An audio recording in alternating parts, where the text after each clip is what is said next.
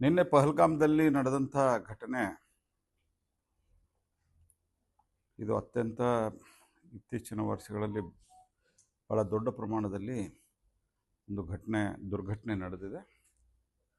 ಇದು ಈಗಾಗಲೇ ದೇಶದ ಜನ, ನಾಗರಿಕ ಬಂಧುಗಳು, ಪ್ರಧಾನಮಂತ್ರಿಗಳಾದಿಯಾಗಿ ಅತ್ಯಂತ ತೀವ್ರವಾಗಿ ಖಂಡಿಸಿದ್ದಾರೆ.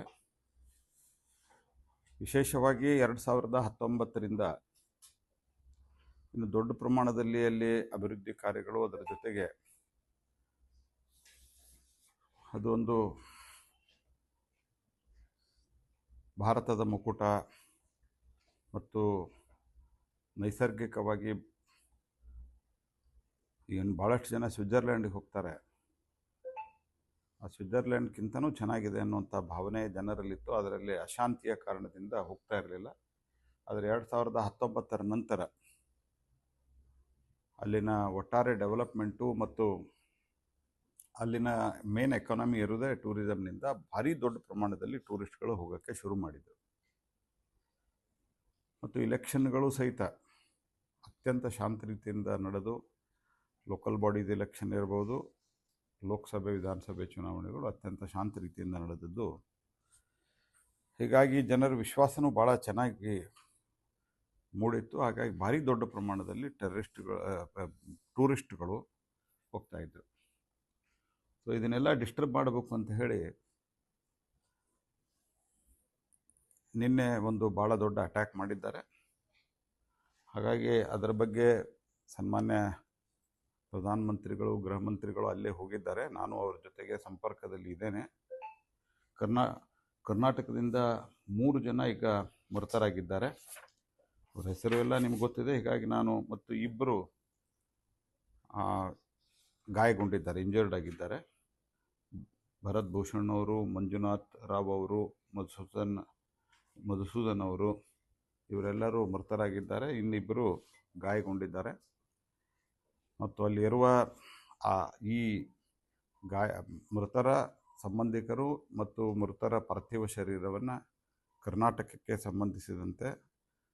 ಸಂಬಂಧಿಸಿದ ಅಧಿಕಾರಿಗಳು, ಲೆಫ್ಟಿನೆಂಟ್ ಗವರ್ನರ್ ಆಫೀಸು, ಅಲ್ಲಿನ ಸರ್ಕಾರದ ಮಂತ್ರಿಗಳು, ಯಾರು ನಮ್ಮ ವಿಭಾಗದ ಮಂತ್ರಿಗಳಿದ್ದಾರೆ ಅವರು ಮತ್ತು ಗೃಹ ಮಂತ್ರಿಗಳ ಜೊತೆಗೆ ನಾವು ಸಂಪರ್ಕದಲ್ಲಿದ್ದು ಕೋಆರ್ಡಿನೇಷನನ್ನು ಮಾಡಿದ್ದೆವು. ಇವತ್ತು ನಾಳೆ ಎಲ್ಲವೂ ಅವರವರ ಸ್ವಸ್ಥಳಗಳಿಗೆ ಅವರು ತಲುಪ್ತಾ ಇದ್ದಾರೆ. ಮತ್ತು ನಿನ್ನೆ ರಾತ್ರಿಯೇ ನಾನು ಸನ್ಮಾನ್ಯ ರಾಮಮೋಹನ್ ನಾಯ್ಡು ಅವ್ರ ಜೊತೆಗೂ ಮಾತನಾಡಿ, ಅವರು ಕೂಡ ಅಲರ್ಟಾಗೇ ಇದ್ದರು. ನಾನು ಮಾತಾಡಿದ ಮೇಲೆ ಮಾಡಿದ್ದಾರೆ ಅಂತ ನಾನು ಕ್ಲೇಮ್ ಮಾಡ್ತಾ ಇಲ್ಲ. ರಾತ್ರಿ ಆದರೂ ಕರ್ನಾಟಕದಿಂದ 2-3 ಫೋನುಗಳು ಬಂದು, ಅನೇಕರು ಅಲ್ಲಿ ಇದ್ದಾರೆ ಟೂರಿಸ್ಟಾಗಿ ಹೋದವರು, ಅವರು ತಕ್ಷಣ ಬರಬೇಕಂತಿದ್ದಾರೆ. ಆದ್ದರಿಂದ ಹೆಚ್ಚಿನ ಫ್ಲೈಟ್ಗಳನ್ನು ಅರೇಂಜ್ಮೆಂಟ್ ಮಾಡಬೇಕಂತ ರಿಕ್ವೆಸ್ಟ್ ಮಾಡಿದರು. ನಾನು ನಿನ್ನೆ ರಾತ್ರಿ ಸುಮಾರು 11-11:15 ಹೊತ್ತಿಗೆ ರಾಮಮೋಹನ್ ನಾಯ್ಡು ಅವ್ರ ಜೊತೆಗೆ ಮಾತನಾಡಿ ಫ್ಲೈಟ್ಗಳನ್ನು ಅರೇಂಜ್ಮೆಂಟ್ ಮಾಡಲಿಕ್ಕೆ ರಿಕ್ವೆಸ್ಟ್ ಮಾಡಿದೆ. ಯಾವುದಾದ್ರೂ 2-3 ಡೆಸ್ಟಿನೇಷನ್ದಲ್ಲಿ, ಪ್ರಮುಖ ಡೆಸ್ಟಿನೇಷನ್ದಲ್ಲಿ ಅವರೀಗ ಸದ್ಯಕ್ಕೆ ಮುಂಬೈ ಮತ್ತು ದೆಲ್ಲಿಗೆ ಮಾಡಿದ್ದಾರೆ. ಮತ್ತು ಇನ್ನೊಂದು ಕಂಪ್ಲೇಂಟ್ ಬಂತು, TV ಚಾನಲ್ದಿಂದನೇ ಬಂತು, ಪ್ರೈಸ್ ಜಾಸ್ತಿ ಮಾಡಿದ್ದಾರೆ ಅಂತ. ಅದನ್ನು as A consumer affairs minister ನಮ್ಮ ಇದರಲ್ಲಿ ಅದು ಗಮನಕ್ಕೆ ಬಂತು. ನಾವು ತಕ್ಷಣ ಅದನ್ನು ಸಿವಿಲ್ ಏವಿಯೇಷನ್ ಮಿನಿಸ್ಟರ್ ಅವರಿಗೆ ಅದನ್ನೂ ಕೂಡ ಗಮನಕ್ಕೆ ತೊಗೊಂಬಂದು ಆ ರೀತಿ ಆಗಲಾರದಂತೆ ನಾವು ಕ್ರಮವನ್ನು ಕೈಗೊಳ್ಳಲಿಕ್ಕೆ ವಿನಂತಿ ಮಾಡಿದ್ವಿ. ಅದರ ಪ್ರಕಾರ ಅವರು ಸೂಕ್ತವಾದಂಥ ಸೂಚನೆಯನ್ನು ಕೊಟ್ಟಿದ್ದಾರೆ ಮತ್ತು ಹೆಚ್ಚಿನ ವಿಮಾನಗಳನ್ನು ಅರೇಂಜ್ಮೆಂಟ್ ಮಾಡಿದ್ದಾರೆ. ಮತ್ತು ಇವರೇನು ಮಾರ್ಟಲ್ ರಿಮೈನ್ಸಿಂಗ್ ಇದೆ ಅಂದರೆ ಪಾರ್ಥಿವ ಶರೀರವನ್ನು ಅವರವರ ಊರುಗಳವರೆಗೆ ಮುಟ್ಟಿಸುವವರೆಗೆ ಅಲ್ಲಿನ ನಮ್ಮ ಅಧಿಕಾರಿಗಳು ಮತ್ತು ಜಮ್ಮು ಕಾಶ್ಮೀರದ ಲೆಫ್ಟಿನೆಂಟ್ ಗವರ್ನರ್ ಅವರು ಸಂಪೂರ್ಣವಾದಂಥ ಪ್ರಯತ್ನವನ್ನು ಮಾಡ್ತಾ ಇದ್ದಾರೆ. ಅವ್ರ ಜೊತೆಗೆ ನಿನ್ನೆ ಸಾಯಂಕಾಲದಿಂದ ನಾವು ಸಂಪರ್ಕದಲ್ಲಿ ಇದ್ದೇವೆ.